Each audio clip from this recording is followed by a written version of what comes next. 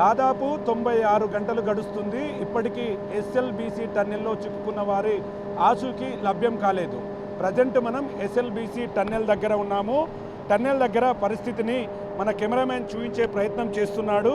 మొత్తంగా ఈ టన్నెల్ దగ్గర 96 గంటలుగా లోపల చిక్కుకున్నటువంటి 8 మంది వారి ఆచూకీ లభ్యం కాకపోవడంతో ఇప్పటికీ రెస్క్యూ ఆపరేషన్ కొనసాగుతున్నటువంటి పరిస్థితి టన్నెల్ దగ్గర గమనించవచ్చు. నిన్న ఏదైతే ఉత్తరాఖండ్లో సొరంగంలో చిక్కుకున్న వారిని సురక్షితంగా బయటికి తెచ్చిన ర్యాక్ హోల్ మైనర్స్ కూడా ఇక్కడికి రావడం, వాళ్ళు లోపలికి వెళ్ళడం, అక్కడ దాదాపు 100 మీటర్ల దూరంలోనే అంటే దాటుకొని 50 మీటర్ల దూరం వరకు కూడా వాళ్ళు వెళ్ళగలిగారు. అంటే సంఘటన స్థలానికి వాళ్ళు 50 మీటర్ల దగ్గరికి చేరుకోవడంతో అక్కడ వారికి ఆక్సిజన్ కష్టంగా మారినటువంటి పరిస్థితి కనిపించింది. ముఖ్యంగా ఈ విషయాన్ని వారే ఒక సెల్ఫీ వీడియో ద్వారా కూడా బయటికి చూపించినటువంటి పరిస్థితి. ప్రజెంట్ మనం టన్నెల్ను ఒకసారి గమనిస్తే మనకు కెమెరామెన్ చూస్తున్నటువంటి ఆ కన్వేయర్ బెల్ట్ ఏదైతే ఉందో అది రెగ్యులర్గా లోపల ఉన్నటువంటి వర్క్ జరుగుతున్నటువంటి సమయంలో మొత్తం వేస్టేజ్ను కూడా బయటికి పంపించేందుకు ఉపయోగపడుతుంది.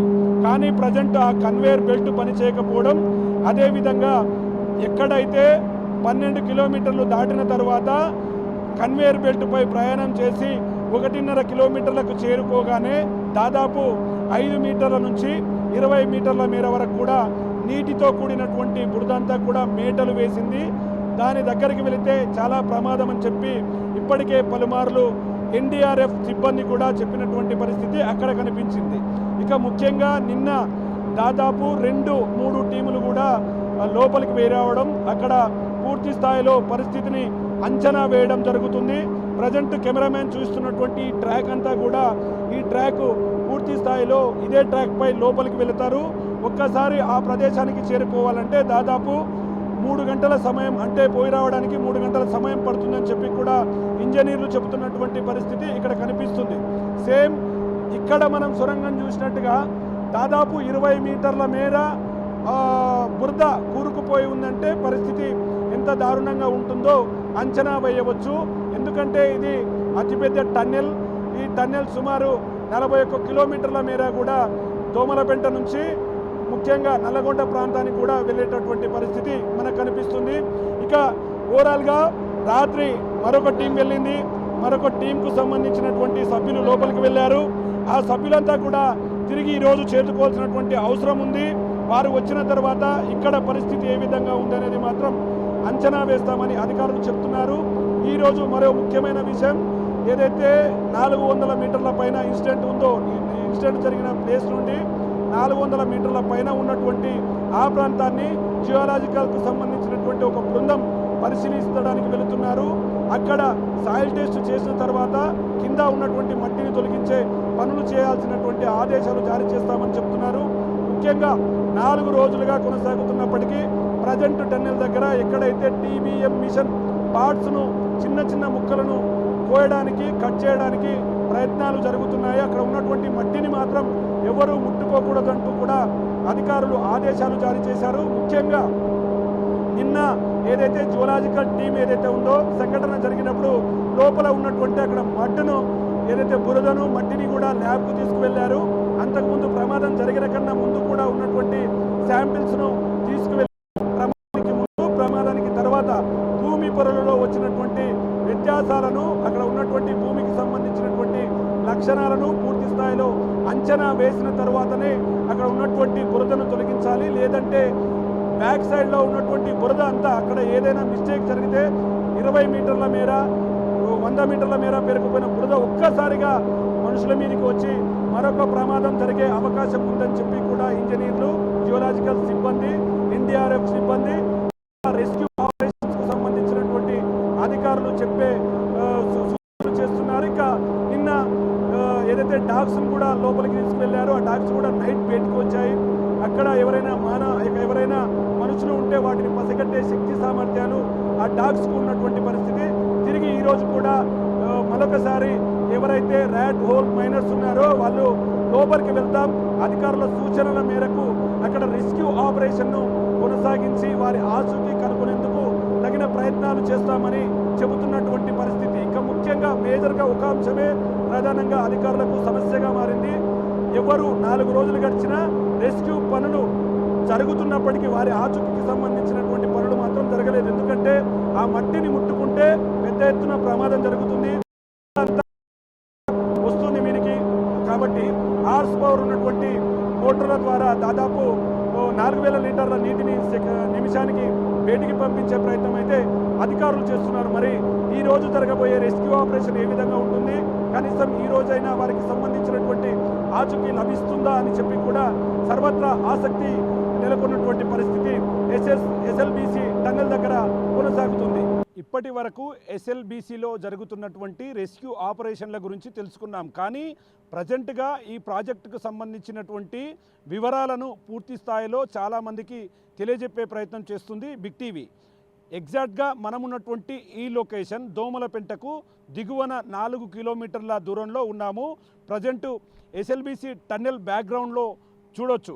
ఎందుకంటే ఇది ఎస్ఎల్బీసీ టన్నెల్ అనేది 2005లో వైఎస్ రాజశేఖర్ రెడ్డి హయాం పీరియడ్లో కూడా ఈ యొక్క ఎస్ఎల్బీసీ టన్నెల్కు శ్రీకారం చుట్టారు. ఇక్కడి నుంచి దాదాపు 41 కిలోమీటర్ల మేర టన్నెల్ను తవ్వి ఉమ్మడి నల్లగొండ జిల్లాకు సాగునీరు తాగునీరు ఇచ్చేందుకు రూపొందించబడ్డటువంటి మేజర్ ప్రాజెక్టుగా కూడా దీన్ని అప్పట్లో 200 కోట్లకు పైమాటగా కూడా దీన్ని రూపొందించినటువంటి పరిస్థితి. ఇక్కడి నుంచి టన్నెల్ను స్టార్ట్ చేస్తే దాదాపు నల్లగొండ వరకు కూడా ఈ యొక్క టన్నెల్ ఉంటుంది. ఇక్కడ ఈ ఇన్లెట్గా తీసుకుంటే నల్లగొండ ఏదైతే దిండి ప్రాజెక్టుగా ఉందో అక్కడ అవుట్లెట్గా కూడా దాన్ని రూపొందిస్తారు.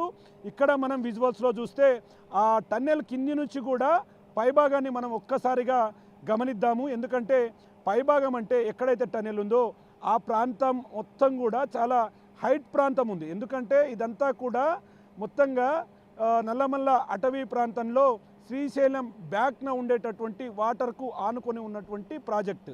ఇక్కడి నుంచి టన్నెల్కు ప్రమాదం జరిగిన ప్రాంతంలో 13 కిలోమీటర్ల దగ్గర ప్రమాదం జరిగింది. మిగతా అటువైపు నుంచి కూడా దాదాపు 27 కిలోమీటర్ల మేర టన్నెల్ వర్క్ కంప్లీట్ అయినటువంటి పరిస్థితి. ఇంకొక 9 కిలోమీటర్లు తవ్వితే దీనికి సంబంధించినటువంటి మొత్తం వర్క్ కంప్లీట్ అయ్యేది. కానీ తెలంగాణ రాష్ట్ర ప్రభుత్వం అధికారంలోకి రావడం, టన్నెల్ పనులు వేగవంతం చేయాలని మొదటి గ్రీన్ ఛానల్ కింద 2000 కోట్ల రూపాయలను విడుదల చేయడం, 4 రోజుల క్రితమే ఈ పనులు స్టార్ట్ కావడంతో లోపలికి వెళ్ళిన సమయంలో ఈ యొక్క ప్రమాదం చోటు చేసుకుంది. ఇక మేజర్గా ప్రాజెక్టు సంబంధించి అసలు ఈ వాటర్ కనెక్టివిటీ ఏ విధంగా ఉంటున్నది మాత్రం మనం వివరించే ప్రయత్నం ఒక్కసారిగా చేద్దాం. మనకు కెమెరా పర్సన్ చూపిస్తున్నటువంటి విజువల్ ప్రాంతం టన్నెల్ చూపించాడు ఇప్పటివరకు. ఎగ్జాక్ట్ టన్నెల్కు ఆనుకున్నటువంటి ఈ గోడ ప్రాంతం ఏదైతే ఉందో దాదాపు 100 మీటర్స్ ఉంటుంది. 100 మీటర్స్ నడుచుకుంటూ వెళ్ళే ఈ యొక్క మధ్యలో ఉన్నటువంటి ఈ భాగం మాత్రమే శ్రీశైలంకు సంబంధించి వాటర్కు, అదేవిధంగా టన్నెల్కు మధ్యలో ఉన్నటువంటి గ్యాప్ ఇది. ఈ గ్యాప్ను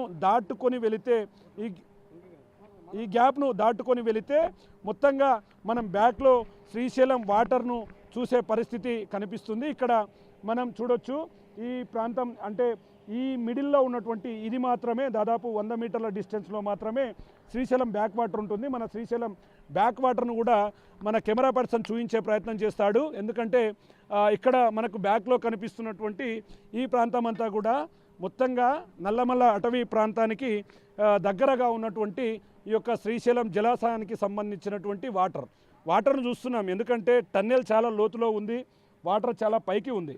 ఇక్కడ ఈ భాగం అంతా అంటే టన్నెల్ కంప్లీట్ అయితే ఈ భాగాన్ని తీసివేస్తారు. దానికి మనకు ఈ గోడ భాగం ఏదైతే ఉందో ఈ గోడ భాగాన్ని క్లియర్గా తీసివేసి వాటరు తీసివేయడంతో ఒక్కసారిగా వాటర్ అంతా కూడా ఎక్కువ ఉన్న సమయంలో వాటర్ టన్నెల్లోకి వస్తుంది.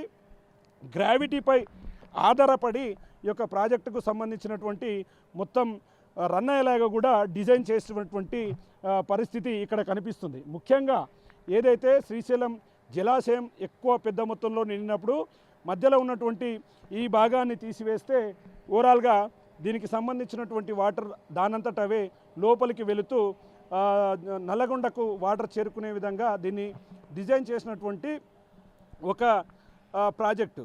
మొత్తంగా దాదాపు 3,40,000 ఎకరాలకు సాగునీరు తాగునీరు అందించేంత విధంగా కూడా దీన్ని రూపొందించినటువంటి పరిస్థితి ఇక్కడ కనిపిస్తుంది. ముఖ్యంగా ఇప్పటికే 2000 కోట్లను కూడా దీనికి మొదటి గ్రీన్ ఛానల్ కింద రూపొందించడం, ఇలాంటి సమయంలో ప్రమాదం జరగడంతో ఒక్కసారిగా ప్రాజెక్టుకు సంబంధించినటువంటి అడ్డంకులు ఏర్పడడంతో ఈ ప్రాజెక్టు పూర్తిస్థాయిలో ఆగిపోయిందనే సమస్యలను రెక్టిఫై చేస్తూ ముందుకు వెళ్ళే పరిస్థితి అయితే ఇక్కడ ప్రాజెక్టు దగ్గర కనిపిస్తుంది. మొత్తంగా ఈ డిస్టెన్స్ కొంతమేరనే ఉంటుంది. ఇక్కడ నుంచి వాటర్ అంతా కూడా ఒక్కసారిగా మధ్యలో ఉన్నటువంటి ఈ భాగాన్ని తీసివేస్తే ఓవరాల్గా ఈ ప్రాజెక్టుకు సంబంధించినటువంటి వాటర్ టన్నెల్లోకి వెళ్ళే పరిస్థితి అయితే ఇక్కడ కనిపిస్తుంది.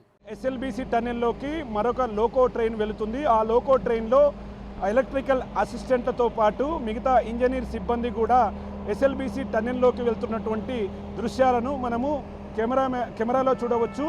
దీంట్లో ఈ యొక్క లోకో ట్రైన్లో దాదాపు 50 నుంచి 100 మంది లోపే ప్రయాణించేందుకు వీలుగా కూడా ఈ లోకో ట్రైన్ ఉంటుంది. మనం విజువల్స్లో చూడొచ్చు.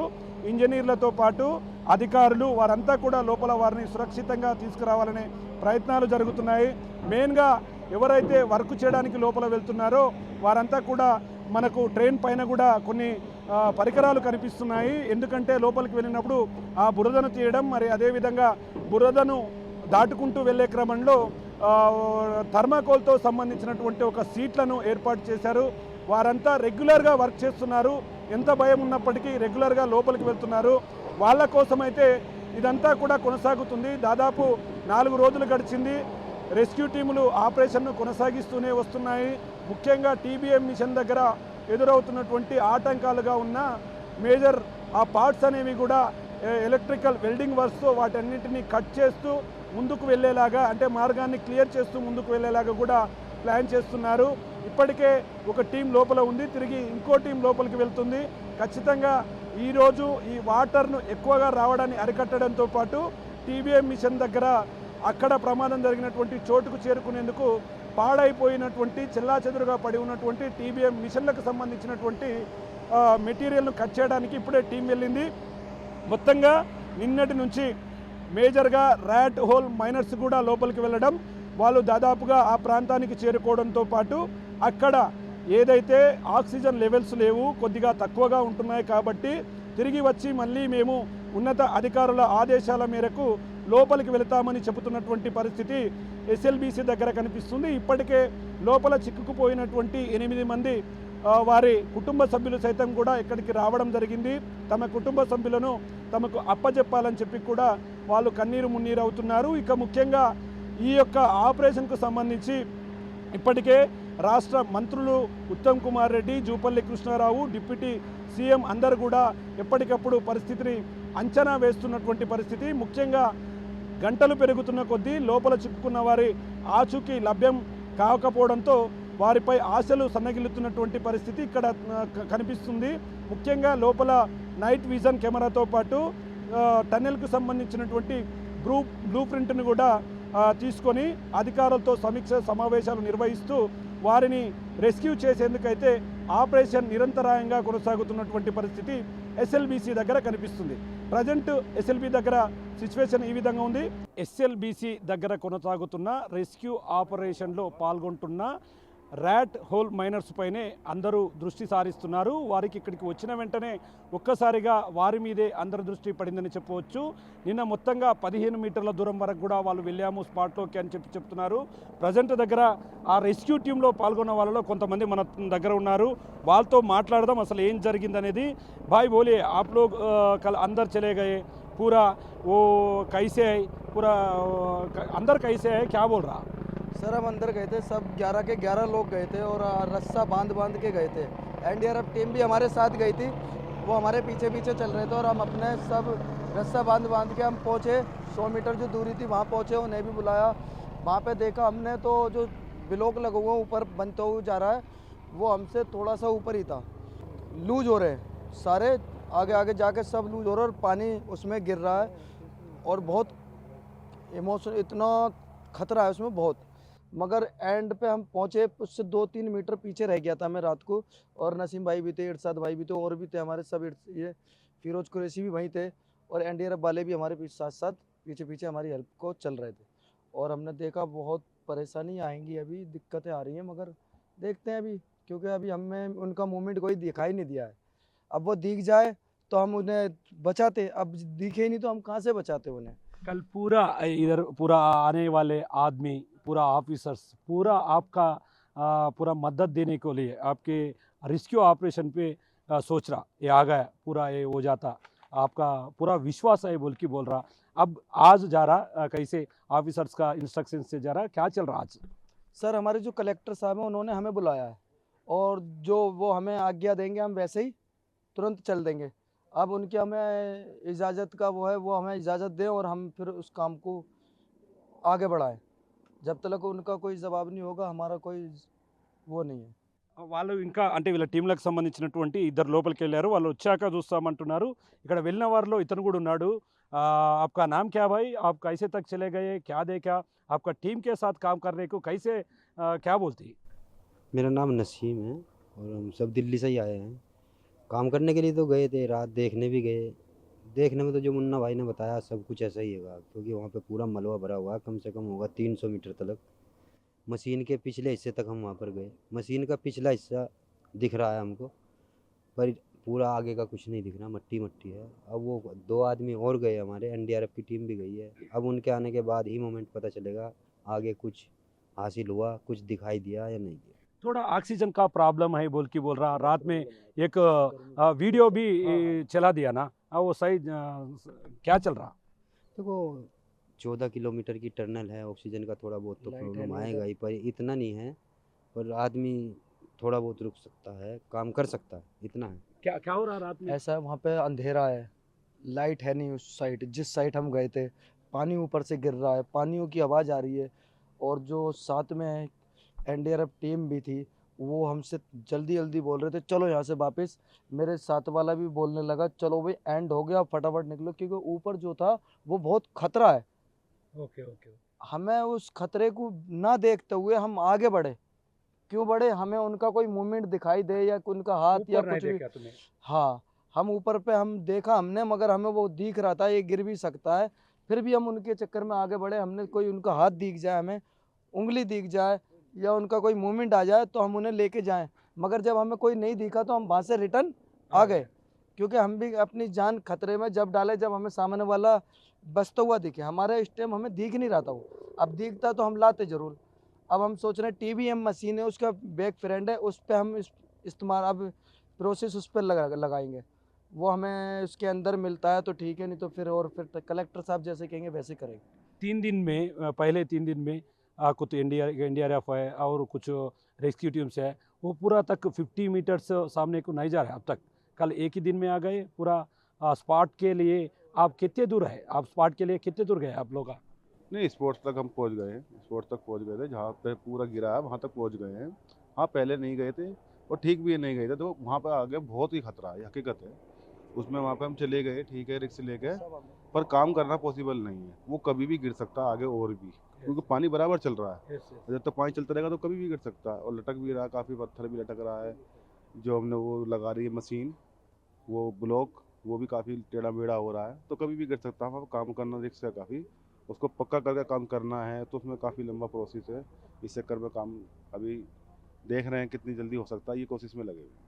చూస్తున్నాం మొత్తంగా నిన్న రాత్రి అక్కడికి వెళ్ళాము, దాదాపు 15 మీటర్ల దగ్గర నుంచి అక్కడ జరిగినటువంటి ఘటనా ప్రదర్శనని పరిశీలించాం। అక్కడ ఆక్సిజన్ లెవెల్స్ తక్కువగా ఉండడంతో మమ్మల్ని అధికారులు, మా టీం మెంబర్స్ కూడా హెచ్చరించారు। దాంతోపాటు ఎన్డీఆర్ఎఫ్ సిబ్బంది కూడా ఇక్కడికి వచ్చారు, మా వెంట ఉంటున్నారు। నిన్న ఏదైతే టీంలో సభ్యులు ఇప్పటికే ఇంకో ఇద్దరు లోపలికి వెళ్ళారు, అక్కడ పరిశీలించిన తర్వాత అక్కడ ఉన్నటువంటి పరిస్థితులను మాకు అవకాశంగా మార్చుకోవడం, ఈరోజు ఉన్నతాధికారులకు సంబంధించినటువంటి ఇన్స్ట్రక్షన్స్ ప్రకారం తిరిగి లోపలికి వెళ్ళడం, చిక్కుకున్న వారి కోసం ఆచూకీ లభ్యం కోసం పూర్తి స్థాయిలో ప్రయత్నం చేస్తాం। ఖచ్చితంగా మా మీద పెట్టుకున్న నమ్మకానికి సరైన పనిని చేస్తూ గుర్తింపు తెచ్చుకోవాలనే ప్రయత్నంలో మేము ముందుకు వెళ్తున్నామని చెప్పి కూడా ఇక్కడికి వచ్చి ఎస్ఎల్బీసీ టన్నెల్ రెస్క్యూ ఆపరేషన్లో పాల్గొంటున్నటువంటి ర్యాట్ హోల్ మైనర్స్ చెప్తున్నటువంటి పరిస్థితి కనిపిస్తుంది। ఇది ఎస్ఎల్బీసీ టన్నెల్ దగ్గర present rat hole miners rescue ఆపరేషన్కు సంబంధించినటువంటి అప్డేట్। కెమెరా పర్సన్ నగేష్తో శంకర్, బిగ్ టీవీ, ఎస్ఎల్బీసీ నుండి।